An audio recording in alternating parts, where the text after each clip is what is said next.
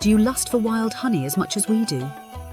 Oh yes, we love it raw, unfiltered and unrefined. You have just found the first installment of our multi-episode series that reaches back to the birth and evolution of the very first honeybee and the genesis of honey, both as a nutritious food source and a potent medicinal fluid for prehistoric humanity. We answer these questions. How, when, and where did honeybees come from? What questions have you? From its humble primitive genesis, honey and honeycomb rose in value and desirability. It was more precious than gold in ancient civilizations. Honey epitomized wealth and abundance. It was bartered in trade. It was weaponized as an armament of war. Honey attained special cultural and economic importance, especially within empires such as Egypt and Rome. And so we begin with the sweet tooth of King Tut. On February the 16th, 1923, British archaeologist Howard Carter broke the royal seal and entered the innermost burial chamber of King Tutankhamun, the boy pharaoh who ruled Egypt from 1332 to 1323 BC. Among the treasures and artifacts he discovered was something quite extraordinary. It was an intact and tightly sealed jar of honey. The jar was well over 3,000 years old, but when the seal was broken and the honey was tasted, astonishingly, it was still perfectly edible. This ancient sweetness had transcended time as we know it. But how can this be possible? Join us. We shall solve this truly unbelievable prehistoric mystery together. To understand honeybees, we must travel back 120 million years to the Cretaceous period of warm, steamy and tropical Southeast Asia. Back to the era when Tyrannosaurus Rex roamed free and stalked the earth unchallenged. This is when the first baby bees began to emerge and evolve apart from their ancestral wasp family. The earliest known bee fossil, Mellitus fex burmensis, dates to approximately 100 million years ago. This rare fossilized specimen exhibits the transitional physical form between aggressive predatory wasps and peaceful pollen-collecting bees. A recently discovered Cretaceous period wasp species seduced and captured its target insect prey by deceptively opening its tender and inviting Venus flytrap-like abdomen. The wasp then injected its own eggs inside the paralyzed and defenseless victim's body, enabling its developing wasp larvae to devour their way to the outside. When carnivorous wasps began to feed pollen directly to their larvae instead of insects, it fundamentally transformed their body chemistry. Over millions more years, bee species continued to evolve, diversify, and spread their numbers across our planet. They rose to apex pollinators and essential partners to flowering plants. They also created the luscious, deep golden ambrosia we know as honey. The earliest direct evidence of humans discovering honey appears from about 8,000 years ago. A Mesolithic rock painting near Bicorp, Spain, portrays a honey hunter suspended from hand-woven ropes, harvesting honeycomb from a wild bee colony while bees swarm defensively around him. This was honey hunting and gathering, not beekeeping. But it marked humanity's first documented interaction and relationship with bees, and human perception of honey as a precious and nutritious food source, as well as a valuable therapeutic medicinal fluid.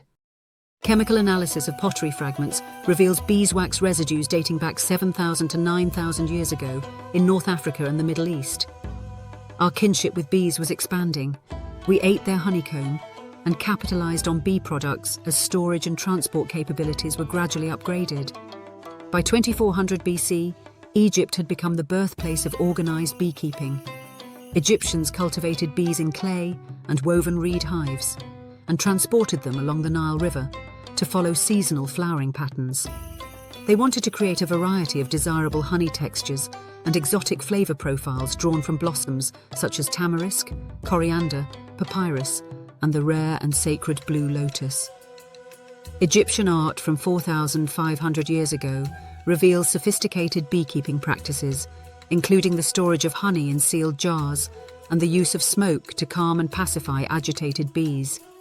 Beekeeping in Egypt was artfully developed and enthusiastically practiced.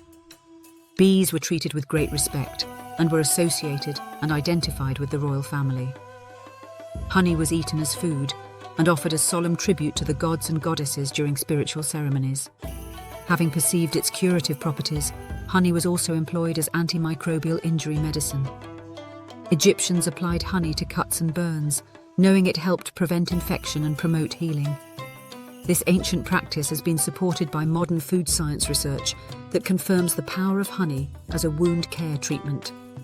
Beekeepers studiously observed the instinctive communal behavior of bees. They learned to follow the leadership of the bees.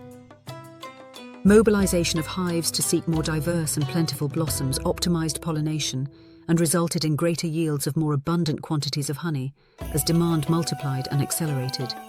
In ancient Egyptian mythology, honey rose to a position of reverence.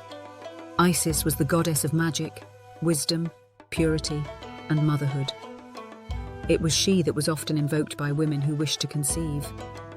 Isis inhabited the divine blue lotus, the night-blooming water lily. Its rare honey unlocked the mysteries of life, death, and resurrection.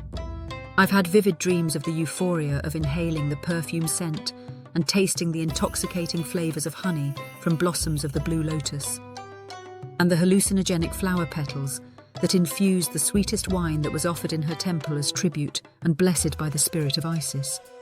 The sycamore fig was remembered as the tree of life. It sprouted white blossoms that readily attracted the bees. The tree provided food and shade, and its wood was used for crafting sarcophagi and other significant artifacts.